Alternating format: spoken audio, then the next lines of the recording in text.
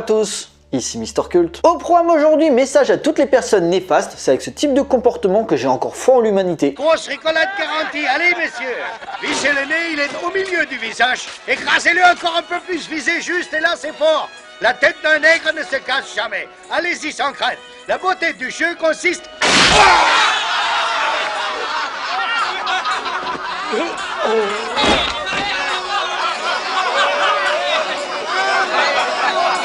Vous êtes prêts? C'est parti pour mon nom et personne.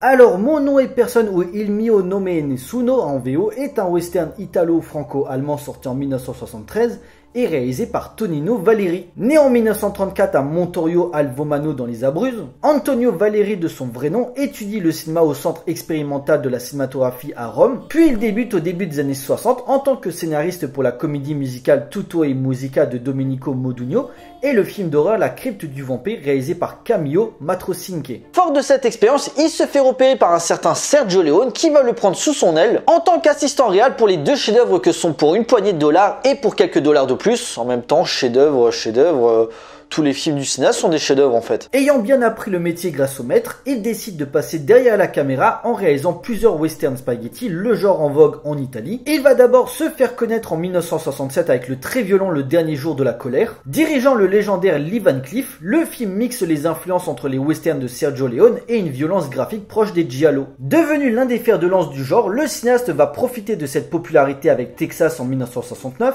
très axé dans la réalité en liant l'histoire avec la mort de John Kennedy quelques années plus tôt, et le génial Une raison pour vivre, une raison pour mourir en 1972, très influencé des 12 salopards de Robert Aldrich, mais avec les codes du western dans une ambiance tantôt comique, tantôt sérieuse avec James Coburn et Bud Spencer au casting. Puis c'est la douche froide avec le film du jour. En effet, Sergio Leone s'étant attribué la paternité du long métrage, Tonino Valeri devient sous-estimé par les studios et sa filmographie va tomber dans l'anonymat le plus total avec des séries B à qualité variable, puis pour des téléfilms. On peut malgré tout citer Les Requins du désert en 1977 avec Franco Nero qui a la particularité d'être le premier film italien à utiliser le Steadicam, le nanardesque mais très fun Blood Commando en 1986 ou encore le film de mafieux Sicilian Connection l'année suivante en partenariat avec la Toho Company, parce qu'il y a des japonais, vous comprendrez en regardant le film. Puis plus grand chose à noter par la suite, des productions fauchées, une passion pour le cinéma qui se dégrade jusqu'à l'arrêt de sa carrière en 1997, où il consacrera le reste de sa vie au Rosetto Opera Prima, un festival de cinéma italien dont il est le créateur. Il décédera en 2016 à l'âge de 82 ans dans une clinique à Rome. Souvent considéré à tort comme un simple faiseur, Tonino Valeri reste un cinéaste intègre qui certes a profité des genres populaires dans son pays natal, mais qui a su à chacun des genres qu'il a investi proposer des œuvres uniques et singulières qui au fil des années ont su trouver leur public par une certaine aura délimitée par les cinéphiles en herbe. Si sa deuxième partie de carrière est anecdotique, la première reste marquante en s'étant imposé comme l'un des réalisateurs les plus importants du cinéma italien pendant une bonne décennie. Si le cinéaste n'est plus de ce monde, ses grands films au contraire sont toujours vivants et continuent à poser leur marque dans le cinéma transalpin.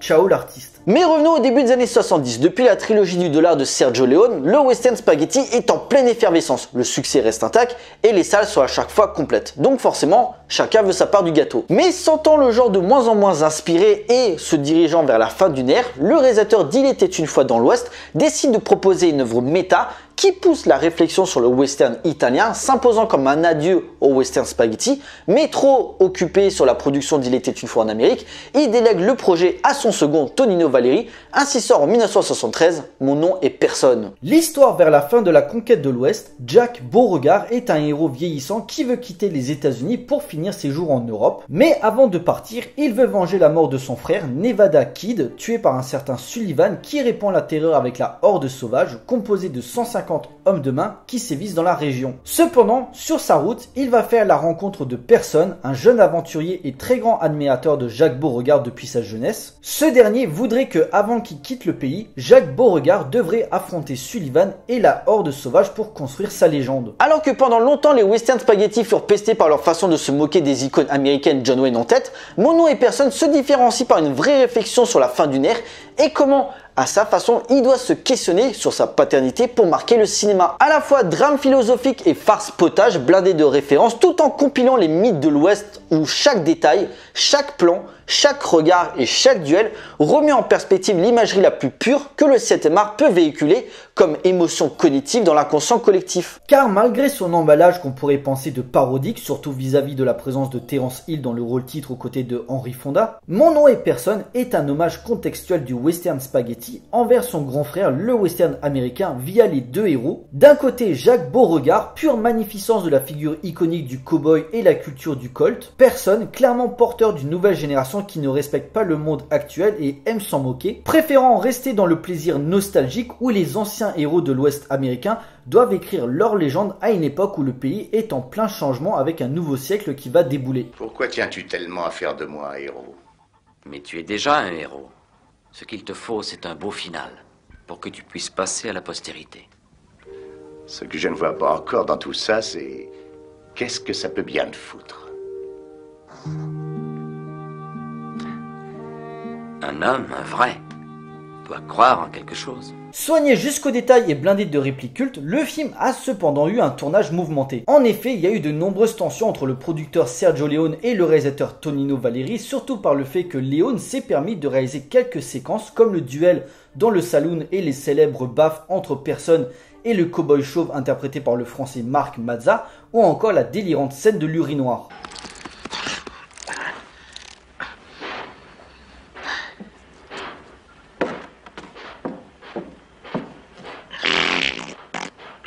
Mais le divorce se fera durant la promotion du film où le nom de Sergio Leone était bien mis en gros sur les affiches. Mon nom et personne sera d'ailleurs l'un des derniers western spaghetti auquel le réalisateur du Bon, la Brute et le Truand sera crédité, s'investissant pendant presque 10 ans sur son œuvre ultime Il était une fois en Amérique. Bien loin du manichéisme de certains films sortis à la même période, le conflit générationnel amène une drôlerie et des gags sans pour autant jamais tomber dans la parodie. Car questionnant en parallèle l'influence du western lui-même et son devenir. Sam Peckinpah avec son nom gravé sur une tombe à son chef-d'œuvre La Horde sauvage, en passant carrément par Sergio Leone avec Il était une fois dans l'Ouest. La scène d'ouverture dans son travail du montage et du cadre le cite directement, voire et pour quelques dollars de plus avec les trous de balles dans les chapeaux. Sans oublier John Ford qui forcément est lié à Henry Fonda puisqu'il a souvent tourné pour lui. Il doit vivre d'expressions toutes faites comme... la voix du sang crie vengeance. D'accord, Nevada était mon frère. Mais c'était aussi un salaud de la plus belle espèce. Pour une poignée de dollars, il tirait dans le dos d'un ami, et je ne vais pas risquer ma peau pour le venger. C'est amusant de voir les vieillards rajeunir subitement. Alors qu'on se dirige vers la fin d'une ère sur le point d'être révolu avec les westerns faisant de moins en moins recettes, Mon nom et personne fait le pari osé de mélanger comédie et drame, où les héros, comme les méchants avec leur gueule d'ivrogne, ont également leur part d'ombre. Une ultime confrontation entre l'Amérique du vieil Ouest, représentée par Henry Fonda, Jacques Beauregard, et cette Italie iconoclaste du western spaghetti, représentée par le héros des Trinita, Terence Hill, alias Person, transformé en épopée mythologique avec Person qui veut réaliser son rêve d'enfant, et Jacques Beauregard prêt à affronter seul cette horde sauvage au son de la chevauchée des Valkyries de Richard Wagner, mais remixée à la vision du grand Ennio Morricone qui expose là une de ses plus belles compositions musicales. Un score plein d'autocitations mais plein de sens sur les états d'âme des personnages et l'avenir artistique du genre où tout semble faussé et impur pour mieux la conclure de la meilleure des façons. Tu finiras dans les livres d'histoire.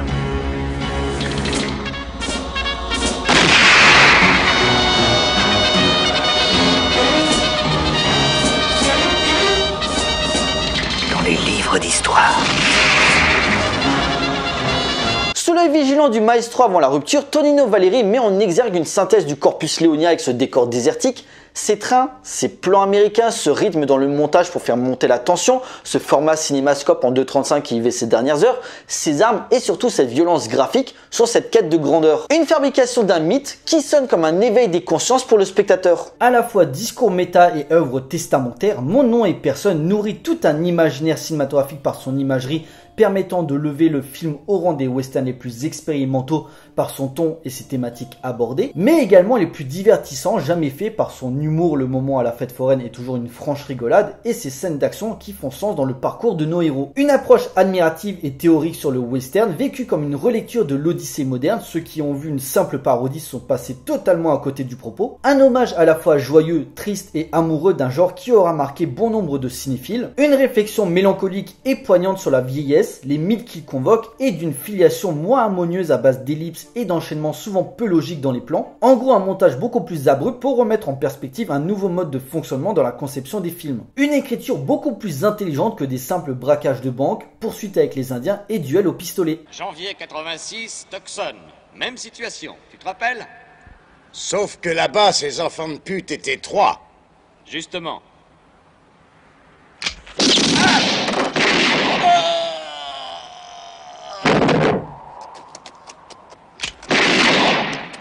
Et voilà, le compte y est. Messieurs, dames, il est l'heure de conclure. À travers les légendes des mythes américains, Mon nom et personne est une charge émotive sur le passage de flambeau entre l'ancien et le nouveau monde, comme dans le film où Jack Beauregard laisse à personne le soin d'être le nouvel homme à abattre. Un duo iconique sublimé par la musique envoûtante de Ennio Morricone. Le film est une œuvre testamentaire où Sergio Leone, plus que Tonino Valeri, fait ses adieux à un genre qu'il a recréé, rénové, modernisé avant de l'achever pour de bon. Rythmé, doté d'une grande créativité et magnifié dans ses cadres et sa mise en scène inspirée, ce classique se pose comme un émouvant barreau d'honneur respectant le genre qu'il investit et l'un des plus importants western spaghetti jamais tournés. Une recherche visuelle et thématique qui joue sur la mémoire cognitive tout un pan de l'âge d'or du cinéma, qu'il soit américain ou européen. Mon nom et personne est un film culte à découvrir d'urgence. Maintenant, excusez-moi, je dois vous quitter. Voilà, cet épisode est à présent terminé. J'espère qu'il vous a plu. Donc, Mon nom et personne, un film à voir ou à revoir si ce n'est pas encore fait. Je vais pas y aller par 4 chemins. Si vous aimez ou voulez découvrir les western spaghetti, celui-là s'impose comme une œuvre majeure. Pour nous, on se retrouve pour une prochaine vidéo. D'ici là, portez-vous bien. Allez voir des films. Ciao.